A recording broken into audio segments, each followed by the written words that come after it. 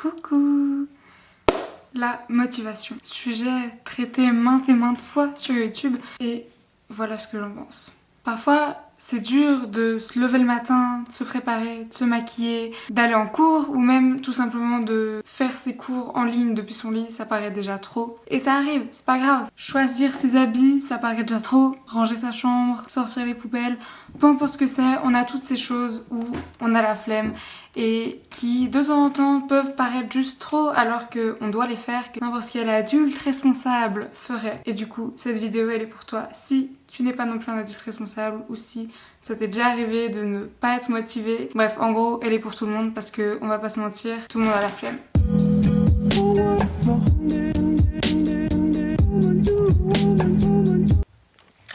Tu peux voir mes magnifiques cadres derrière moi. Et tu sais quoi? Si j'avais eu la flemme, je les aurais pas eu et maintenant j'aurais le seum.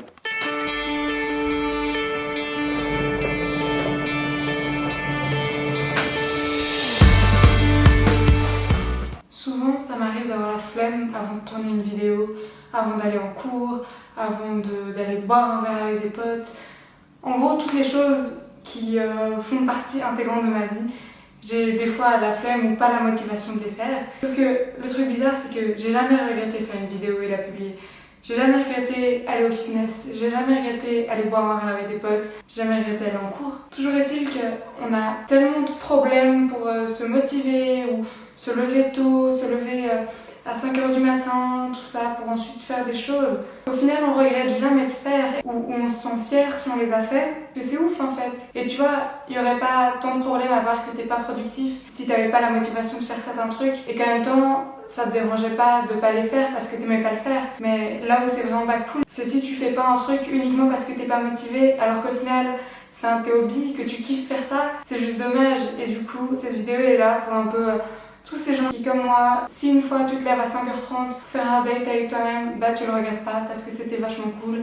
Si tu vas voir le lever au coucher du soleil, tu le regrettes pas non plus. Si tu t'achètes ce nouveau livre pour le lire, tu regrettes pas. Pareil, si tu travailles, si tu fais une vidéo, si tu ouvres une chaîne YouTube, c'est tout le genre de truc où il faut vraiment avoir la motivation et mettre l'effort et ça prend du temps, c'est vrai. Mais c'est vraiment dommage que juste parce qu'on n'est pas motivé, on le fait pas. En fait, si on n'est pas motivé, c'est à cause de nos émotions du moment. Tu sais, des fois tu te sens hyper productif le soir ou un moment comme ça, t'es hyper motivé pour faire plein de trucs. Sauf que c'est hyper rare de capturer ce sentiment et de le réobtenir. Et du coup, c'est à toi en fait de vraiment entretenir ce sentiment et entretenir la flamme et te rappeler de pourquoi est-ce que tu aimes faire cette activité et de pourquoi est-ce que c'est cool que tu fasses ça. Et c'est ça en fait qui va te donner vraiment la motivation. Parce que si tu te bases uniquement sur comment tu te sens à ce moment-là, et ben il y a plein de choses que tu vas pas réussir à faire. Là par exemple, j'ai pris ma caméra pour filmer cette vidéo et ça fait un moment que j'ai envie de faire une vidéo comme ça. Moi j'adore ce type de vidéo, j'adore les vidéos de motivation, de conseils, enfin c'est ma cam quoi, clairement. Et ouais, je sais pas, je me sentais pas trop, aujourd'hui je suis pas hyper motivée. Je suis dans ma véranda, j'ai super chaud, j'ai oublié mon trépied. Clairement, les étoiles ne sont pas alignées pour que je fasse cette vidéo, tu vois. Mais je le fais quand même. Et moi, là, ce qui a réussi à me pousser à le faire, c'est...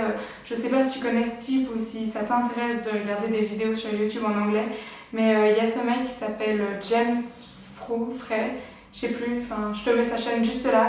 Et j'adore son type de vidéo et c'est génial. Et... il a quelques 100 000 abonnés, mais il en mérite des milliers de plus. Du coup, ça t'intéresse, je t'encourage à aller voir sa chaîne. Mais ouais, il fait des vidéos vraiment motivationnelles et vu que c'est le titre de cette vidéo, bah, je te donne vraiment tous les conseils que j'ai. Et moi, par exemple, bah, ce type de vidéo, ça m'aide beaucoup. Oui, parfois, on n'a pas la motivation et c'est aussi ok. T'es pas obligé d'être motivé tout le temps. Et on s'en fout, enfin, ça fait du bien de faire des jours où t'es pas productif, d'avoir des jours où t'as pas de motivation. Sauf que t'es tellement plus content les jours où t'as eu la motivation de faire un truc, où tu t'es bougé le cul et tu t'es dit ok, cette fois je vais au sport, je paye cet abonnement, c'est pas pour rien. Et toutes ces autres fois, t'as jamais regretté avoir combattu ta motivation, avoir poussé le truc jusqu'au bout et l'avoir fait. Au final, t'es juste super fier de toi. Du coup, oui, il faut pas t'en vouloir et être super fâché avec toi si t'as pas la motivation. Mais en temps, c'est pas parce que t'as pas la motivation sur le moment que tu dois juste ne rien faire. Tu vois ce que je veux dire? Parce que tu peux toujours te battre, tu peux toujours te dire ok, j'y vais pas à pas. La vie, elle est beaucoup plus intéressante si tu fais des trucs, si tu sors de ta zone de confort, si si tu atteins tes objectifs et tout ça, en fait, toutes ces choses super, si tu rencontres des nouvelles personnes, si tu t'amuses, si tu rigoles avec tes potes, toutes ces choses-là, elles n'arrivent pas, elles se passent pas dans ta chambre tout seul quand tu es en train de regarder Netflix. Elles se passent quand tu dis oui pour aller boire un verre, quand vraiment tu décides de prendre ton objectif au corps à corps et de perdre du poids si c'est ça que tu veux faire. C'est à ce moment-là que les choses et la vie vraiment se passent. C'est à ce moment-là seulement que les choses elles commencent à bouger.